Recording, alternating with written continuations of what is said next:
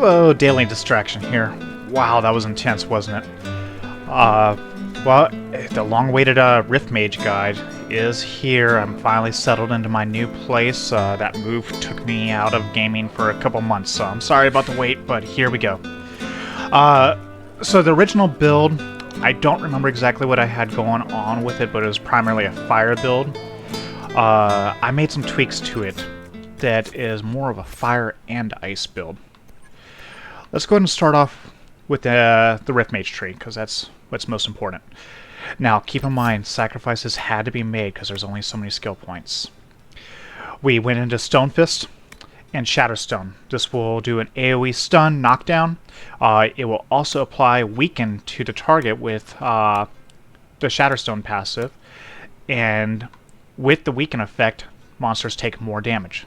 So our opening is almost exclusively Stonefist into a Barrage that do more damage.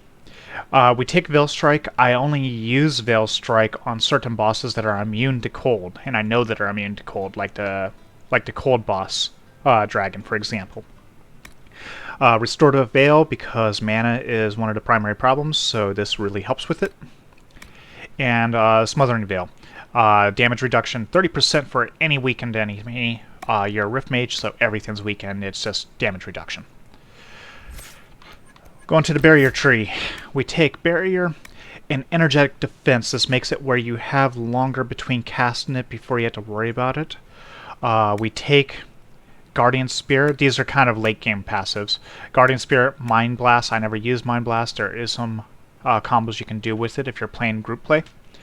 When I hit 26, I will grab this one for more Barrier, and that will equate to more damage in the Fire tree. In the Storm tree, we're only taking 2.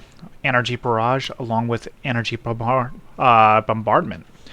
What this does is it reduces their resistance to your staff's elemental type. So if you made a cold staff, it'll reduce it by 12%. If you made a fire one, it'll be reduced their fire resistance by 12%. Now, I'll show you something with the crafted material though, because we're using a blade sword, which is really cool. It's only melee, so you have to keep that in mind and adjust accordingly. But you can make a cold base and then stack another rune, elemental rune, onto it. I chose lightning because either monsters are immune to cold and or fire, usually not both, and with my tests, the lightning rune just seems to do more damage, so I'm using that. I have 2 of them. One's cold base, one's fire base. We'll come back into equipment in a minute. What that does, though, with that lightning rune and energy barrage, it makes it fire 24 projectiles, reducing their resistance by 24%. In the Fire tree, we take Emulate. We don't use this unless the monsters are completely immune to cold, like certain bosses, but it's a filler. Flashpoint is the bread and butter of our main combo. When you crit once every 10 seconds, you can fire an ability a second time. So ideally, at the start of a fight, we want to Stonefist. Hopefully it crits. If it does, we're going to cast Energy Barrage 2 times, and this with the blade. 24 times 24, or 2 times is 48% reduced resistance to cold or fire, depending on how you made your weapon. So that's a huge damage increase.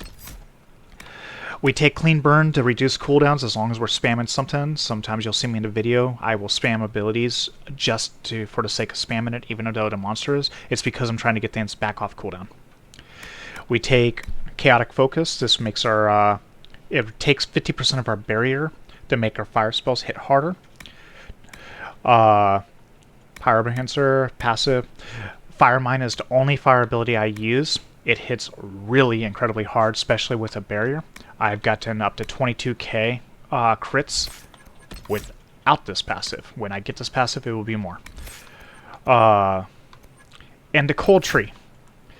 This is our biggest damage dealer, Winter's Grasp.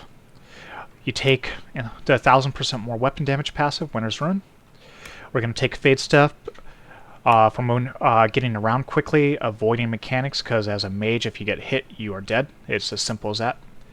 Mana is always a problem, so we take Mana Recovery instead of the damage one. This will help you keep mana full.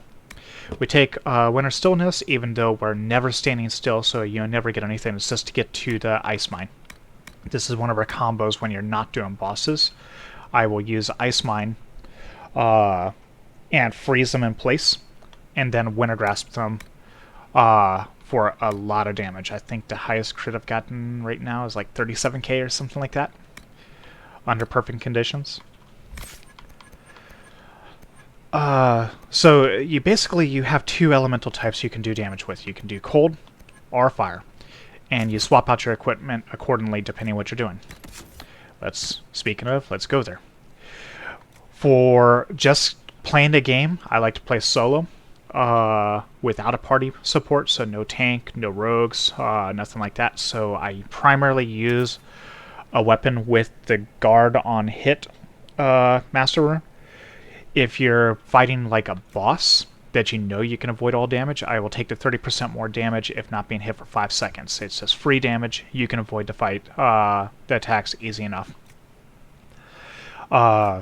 Depending on the boss, there's a lot of bosses that are immune to cold or fire in the game, so I keep one of each. One is fire-based, one is cold-based, and you swap them out accordingly, and it will convert your energy barrage, your biggest damage dealer, besides Winter Grasp, to that elemental type. Under the armor, I picked Quinari, and there's a huge reason for it. You get this guy, this helmet, and Jaws of one of the DLCs off the boss. It's 24 more damage, which scales really high. If you look, our staff is only 77 damage. We can make a helm with 20 magic on it, which equates to attack power, but there is just, from my tests, and I don't know the exact math, please tell me in the comments if you do know it, but it seemed to be right around the 35 to 40% damage increase being a Quinari. I re-rolled from human. That's one of the things that took so long. I started off human, I made it to late game, and then when I killed one of the DLC bosses, I saw this, and I did some quick math, and I was like, I gotta start all over, don't I? So I did, because I wanted to make max for you guys.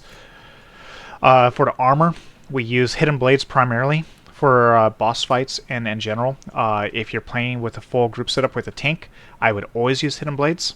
It's easy enough to get behind monsters, so we're using the flanking sigil.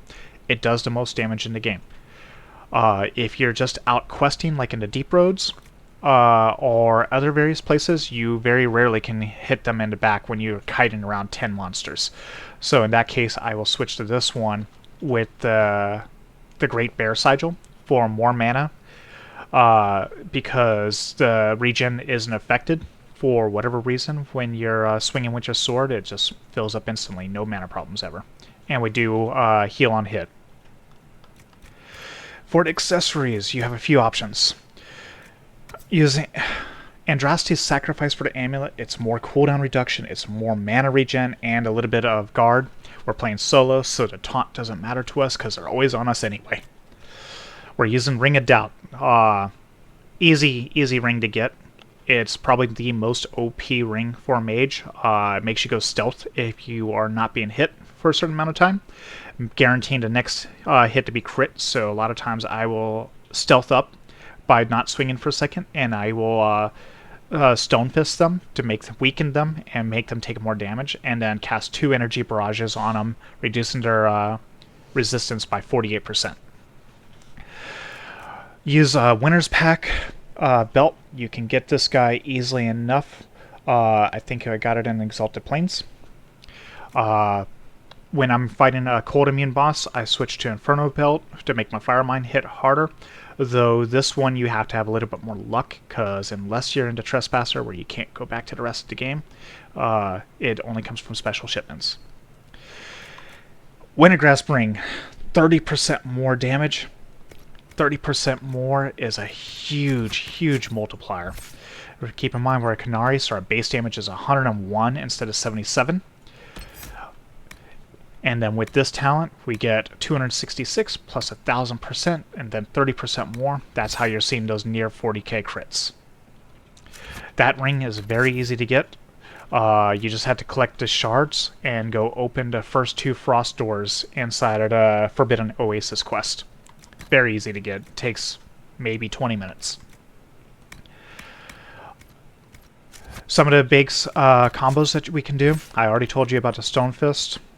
Stone Fist into Energy Barrage is your bread and butter. You can cast this 2 times. You can also cast Ice Mine to freeze the target, getting your shatter damage bonus. The biggest combo for Winter's Grasp, if Winter's Grasp is on cooldown. Stone Fist has a very short cooldown, and it also shatters on hit from so you always want to be freezing with Ice Mines unless you're fighting something that can't be frozen. Then you swap this out to something else. I usually use Veil Strike for more weak and more mana. That is about it, guys. You can play whatever race you want, but the Canary does do significantly more damage, though you don't get that free skill point. So keep that in mind. As always, please subscribe. It really helps me out. I'm almost there for YouTube being happy with me. If you want more content, or if you want more clear, like something specialty, just ask me in the comments. I'm really good at responding to them, or I try to be. If I don't respond to it right away, comment again. For some reason I didn't get notice. Have a good day.